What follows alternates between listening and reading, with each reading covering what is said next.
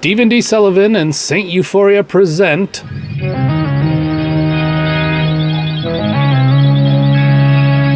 Atomic Tales! Stories of science, mystery, and excitement. This episode features the latest adventure in our fantastic original series, Strange Invaders. Tonight, we continue our adventures as our heroes investigate a curious fisheries problem off the U.S. Pacific coast in Bugs on Board. Join us now as we present another in our continuing series of Atomic Tales.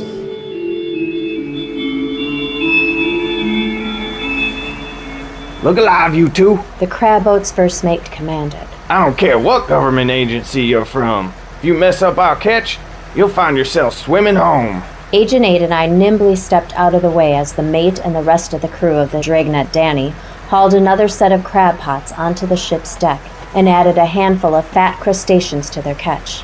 U.S. Science Bureau. 8 reminded our host. The mate squinted at us appraisingly. That's a fisheries thing, right? Too bad you came all this way for such a scrawny catch. He laughed bitterly. You want to weigh each of these babies? Not fisheries, I replied. Just looking into the recent fishing boat disappearances. Oh yeah, The first mate said. Captain Dan mentioned that. Don't know what you expect to find. He chuckled again, then added. Is that maybe a husband for you, miss? Agent 7, I replied coolly. If we knew what we were looking for, 8 interjected. we wouldn't be here. We'd have to call in airstrike. He laughed, but his reply made the sailor nervous. You could do that? The gruff seaman asked warily. Only if necessary, I assured him. Or if we end up swimming. He swallowed hard and went back to work with the rest of the crew. Agent 8 shot me a sly, collegial grin. You don't really think that flying saucers are responsible for these fishing boats going missing, do you, 7? He asked. The two of us resumed scanning the horizon for lights in the sky or anything unusual. I shrugged. Since we don't know what UFOs are at this point, it's hard to tell. But there have been sightings in this area, and 4 ships have gone missing. 5 if you count that beat-up ghost ship the Coast Guard salvaged. Yeah, I'm just the muscle here, Ruth. 8 continued. You're the science buff. You or the Terragons got any theories? Too early for theories, Bill. We need more facts. I returned his smile. That's why we're here, I'll tell you one fact. he said. Donna is gonna kill me when I get back in my clothes soaked with salt and smelling like fish. He gave his slicker a cursory sniff and then held his nose. I chuckled. Things were pretty stinky here. Tell Donna to be glad that I talked Agent 0 into letting us wear civilian garb for this job. Just imagine the dry cleaning bill if you'd been in a suit. 8 glanced sideways at me, unsure whether I was serious or not. I let him wonder. Bill's a nice enough guy, and great in a tussle. They don't call him Wild Bill Hayes for nothing. But he's not the sharpest pencil in the box. He and his wife Donna are well suited to each other, both long on looks and short on brains. Having Bill along is better than being stuck with my brother on an assignment, though. I never have to argue with 8, because I outrank him. My brother Richard, on the other hand, is Agent 6, and he never lets me forget it. As the ship cruised along to its next set of pots, 8 and I kept our eyes peeled. Nightfall over the Pacific cast lovely shades of orange and purple across the sky and sea, but it also brought a chill to the air. I buttoned my slicker and started to lick the ocean spray off my lips, but then remembered myself and wiped the moisture away with the back of my sleeve instead. Salt water stings the eyes, and consuming it will make you sick quickly. Better not to even enjoy a bit of its tempting saltiness. I took a swig of fresh water from my canteen and then offered it to 8. He drank. Not gin? He asked, feigning disappointment. I laughed and clipped the canteen back into my belt. 8 and I needed to stay on our toes. This wasn't a relaxing cruise. Little mistakes on the open ocean can get you killed, especially at night. Far to the west, I could just make out spotlights from the San Diego airport playing over the low-hanging summer clouds. That wasn't a swim I wanted to make. I hope we see one of these things. 8 said. A flying saucer, I mean. I never have yet. Have you? Hard to say. I've seen some lights, but... I shrugged. Yeah, my wife's been getting into the saucer craze. He went on. You know, that contactee thing where people say they've talked to the aliens? She thinks that's all real. What do you think, Ruth? I shook my head. Not enough info, but I remained skeptical. Yeah, it seems pretty batty to me.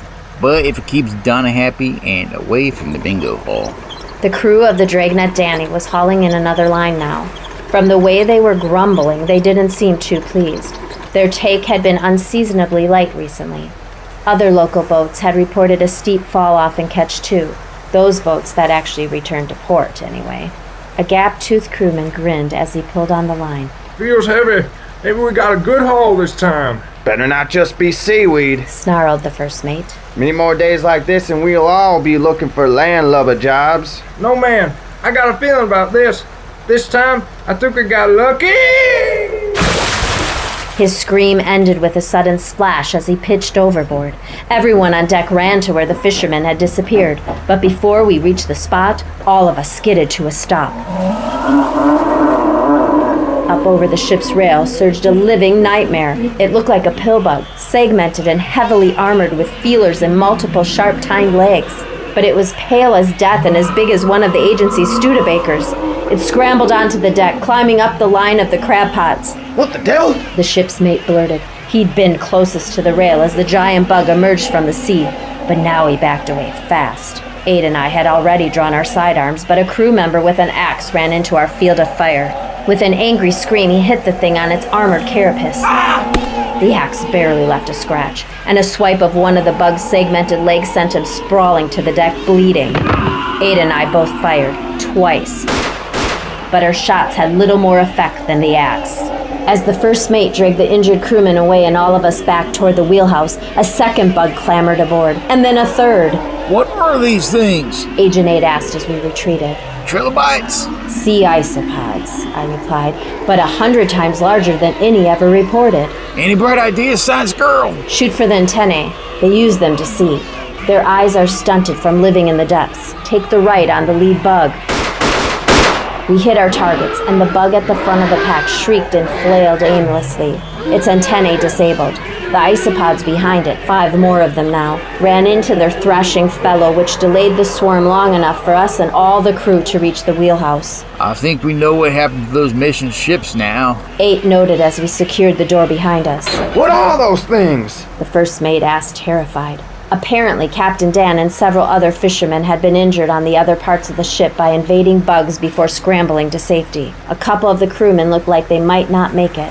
Freaks of nature, I replied. Well, I don't think this wheelhouse will keep him out very long, Seven. Agent 8 warned.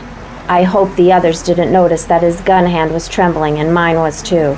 My eyes darted frantically around the cabin, searching for some solution. I'm working on it.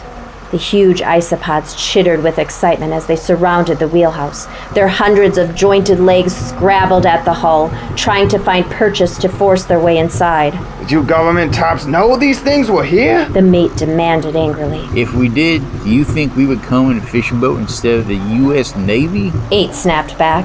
The hideous face of one of the monsters pressed up against the windshield, its segmented mouthparts snapping. That glass was built for storms. But I didn't think it would last long. The steel hull might not either.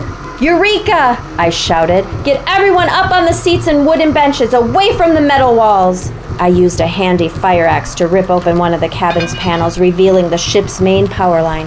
I got on a wooden chair, improvised some insulation for my hands out of my slicker, and hacked through the big cable. Nobody touch the hull!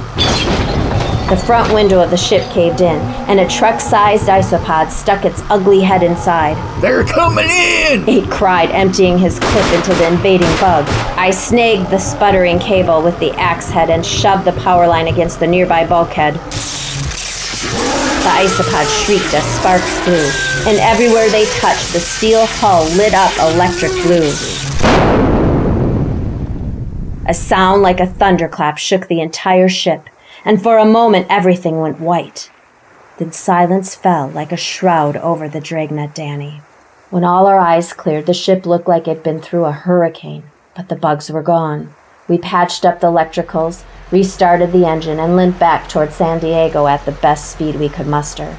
As the crew tended to their injured, 8 and I stood guard at the ship's rail. So what do you think caused those things? Toxic dumping? Radiation? UFOs? 8 asked. Maybe the Tarragons will have some theory, I replied, shaking my head. One thing's for sure, though. They're not gonna like that the bugs have reached the West Coast. Well, I don't much like it either. Nor do I agreed, settling in for what might be a long, stressful night watch. Agent 8 sighed. Well, one good thing, at least Agent 7, What's that? He chuckled. at least we didn't have to call an airstrike.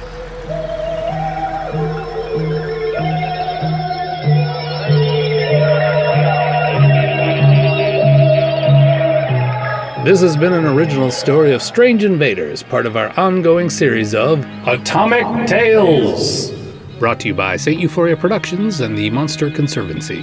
Tonight's episode, Bugs on Board, was written by Stephen D. Sullivan. It was produced, edited, and read by Christopher R. Mim and featured Stephanie Mim as Agent 7, Ruthless Ruth Donlevy, Joe George as Agent 8, Wild Bill, Michael Kaiser as the first mate of the Dragnet Danny, and Elliot Mim as the Doomed Fisherman. Please support the films of Christopher R. Mim at steuphoria.com and the work of Stephen D. Sullivan via his Patreon at paysteve.com. All elements of this episode are copyright 2021 by their creators and may not be reproduced or reused without permission. Atomic Tales and Strange Invaders are trademarks of Stephen D. Sullivan, all rights reserved.